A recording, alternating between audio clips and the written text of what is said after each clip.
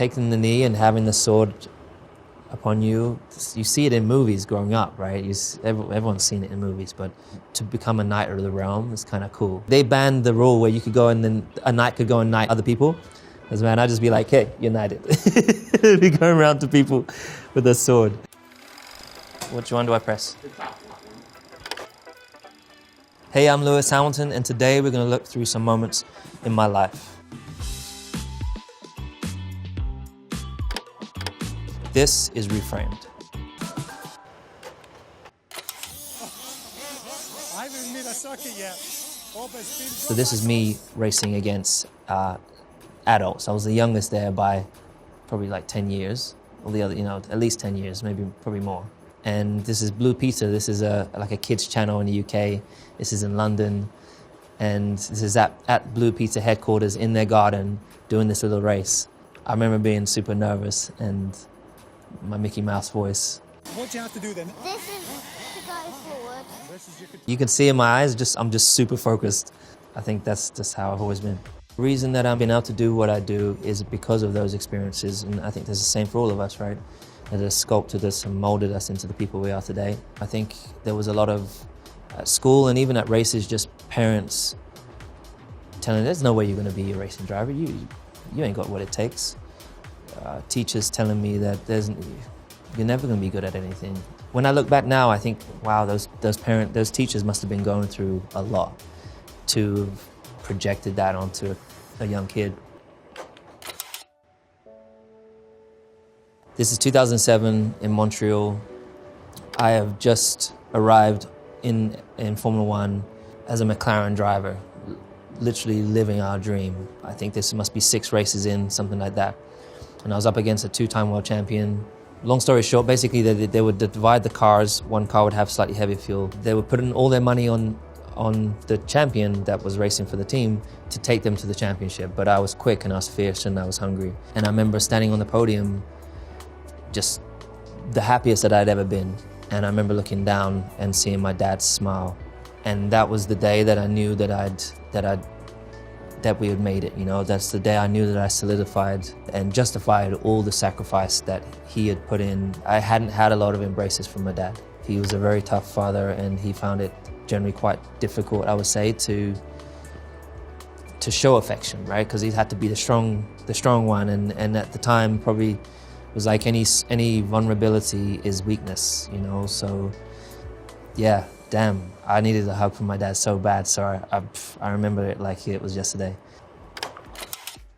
In England, it's a huge thing. It's the biggest honor you can really receive. I got a call from Downing Street. They wanted to know if I would accept it. When you have something as incredible as a sir in front of your name, things are different when you walk in the room.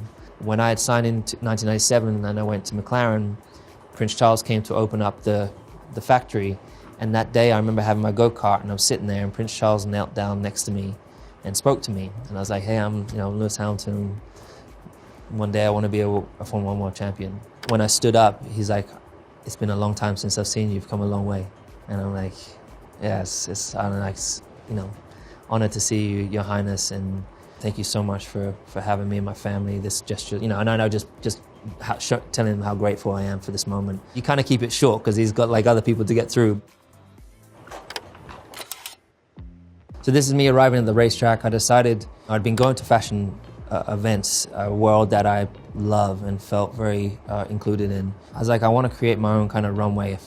Basically, when I arrive at track, I want to arrive in meaning business. This is me and my dog, Roscoe, my bulldog, pal. He's like 9 years old. He's vegan. He eats quinoa and vegetables every day, and it's literally changed his life. Like he's like a puppy again at 9 years old. This is us arriving on a Thursday in south of France. It's our race in Le Castellet. Suited and booted, basically. I've always been a daring person, so I've always loved to use color. Went through a school where you had to wear the same thing as everyone else, which I generally hated when I was a kid. But I remember idolizing a lot of musicians and their style and wanting to have that style and swag one day, right? And I remember going to my first fashion show away from a race. I was the only real person of color there. People used to look at me in my realm like, what is he wearing? Like he's different. And people sometimes don't like what's different. But when you go to the fashion world, there's it's super eclectic. Lots of people from different backgrounds and different styles, and everyone just rocking it. So this is the Met Gala. Had the privilege of going a few times previously with different designers. That's what you generally normally do. I'm in a sport which is predominantly white, male dominated. And I've always been, particularly in my sport, I've always been the only person of color in the room. But when I was thinking about, I had the opportunity to come again, I was like, I don't want it just to be turning up and generally a self-serving or serving a brand. I'm like, I want to create a seat at the table for young, up-and-coming youth that perhaps wouldn't normally have a chance to be at an event like this. And all they need is that one opportunity to shine, to have the spotlight on them, to just uplift them a little bit, just to get that head start. I decided to get my own table and bring 4 up-and-coming young black designers. This was us showing up in a big way, something that hadn't really been done at the Met Gala. And it was a really proud moment for me to just walking in there, and I was just observing how their first experience. It was the best night that I'd ever had there, for example. Anna Wintour was very gracious to support us, host us, and we were in the right in center of the room. Like, we were the center of attention there. But I was just sitting watching the designers and them looking around in awe and the kind of eyes lighting up. And I think the best thing was then afterwards seeing them really progress and shine. This is me and my mum. I lived with my mum till I was about 8 or 9. And my dad basically said to my mom, like, look, I'm working as hard as I can. I think I can give our son a better life if you let him come live with me. I can help mold him and sculpt him, and I need him to be with me to be able to do what we're doing on these races. My mom really kind of took the back seat, and she didn't come to races. She was super supporting in the background, but she was focused on being a mom. Often it was, you see me and my dad particularly, but the 2 big stars, my mom and my stepmom, were more kind of background. That's just cool like that. This was a year where I started to bring my mom along the road with me a lot more. I wanted to kind of involve her. I wanted to feel included more than ever. I think this one I won the championship, so that was the first time my mum had been with me after winning the Formula 1 World Championship. I wanted to understand what that is like, so that she can maybe see from my perspective, but then also for the world to know this is my mum.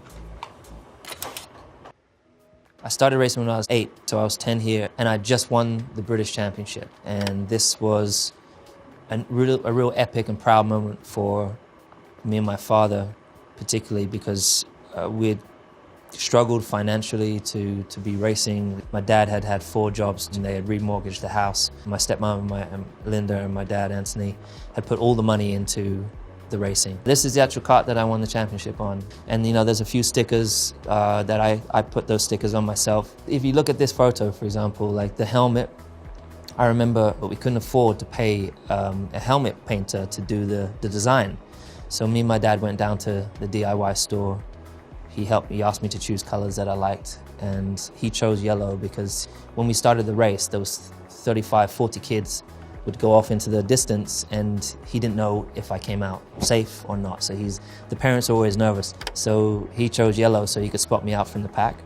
And then I chose the blue, red, and green, and he painted it in the garage or in the shed. Those experiences in karting, it's the grassroots, is the most important foundation from a racing driver's point of view. That's where you learn to handle yourself. That's where you learn to get your elbows out. That's where you learn all your racecraft. During that time, firstly, we're the only black family there, and then secondly, we're fighting against, in the championship, against a kid who had a very, very wealthy family. He was from a very, very wealthy background. But this kid had like 2 mechanics, best karts, best engines, and then it was just me and my dad out the back of our trailer doing our own, mechanicking. I was mechanicking my wheels. He had to win the last race, and I think I had just to finish 5th or something like that.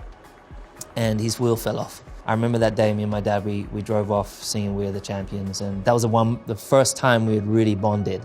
And we had never sung together, so it was pretty special.